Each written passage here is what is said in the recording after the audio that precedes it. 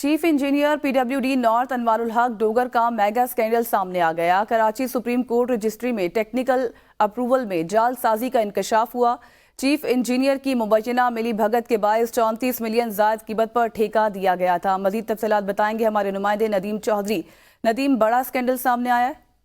جی بالکل، Karachi supreme court registry میں technical approval میں جعل سازی کا انکشاف ہوا ہے اور دستاویزات کے مطابق چیف انجینئر کی مبینہ ملی بھگت سے 34 ملین سے زائد قیمت پر ٹھیکہ دیا گیا۔